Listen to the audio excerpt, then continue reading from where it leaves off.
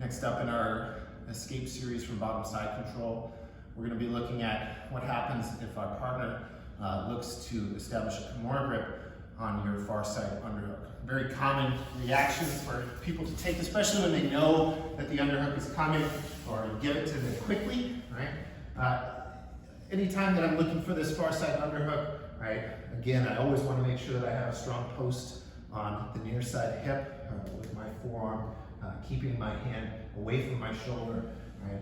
This is what's going to prevent my partner from sitting this hip down immediately, right? If I don't have a post on this, if I'm not worried about this arm at all, when I underhook here, my partner can easily sit down to move to attach themselves to that Kimura, right?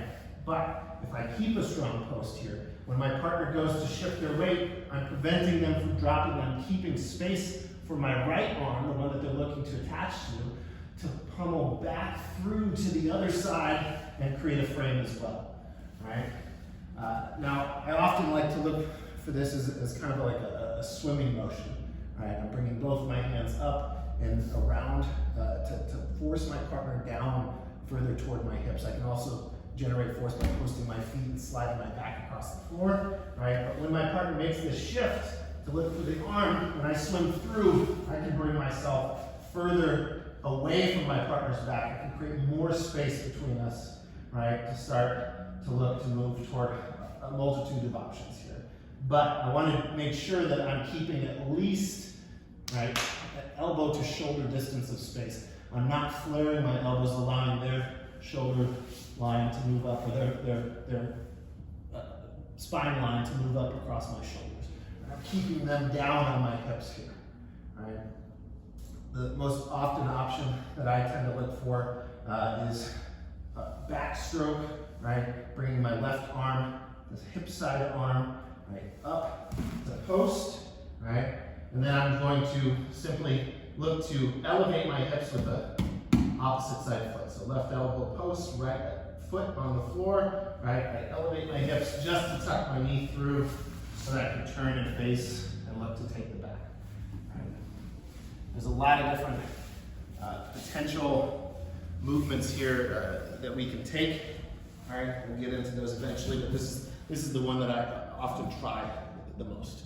Right? So we have a frame on the near side hip. We're attempting to move toward our underhook. Our partner shifts sides, and I bring my arm through. I'm bringing myself through to bring my shoulders away from their hips, shoulders away from their back. Right? Keeping my frame strong across their back here. Right? We look for a backstroke with our hip side arm. I'm turning and looking to post up. Right? And then I'm going to look for my right leg to post, elevate just enough to sneak the knee through, and then let's shift, right, shrimp to move toward a back control, right? One of the things that we do need to watch out for here is once our partners make this shift, right, if I'm not careful, right, them taking this arm that they've passed through for the Kimura, right, what was the cross face of my head, right, that arm back toward my face. As I start to turn, right, we don't want to get caught in this type of angle here when I look to swim. So what I tend to look for, if I feel my partner shifting in this manner, right, is my elbow pointing into the armpit, keeping a right angle in my elbow, but my elbow pointing into the armpit, right, as opposed to across the back here, right, which would allow them more opportunity to look for a cross face. Right. That elbow in the armpit prevents that cross face from coming back. I can still swim, shift that bottom knee through, and move toward a back take. More to come.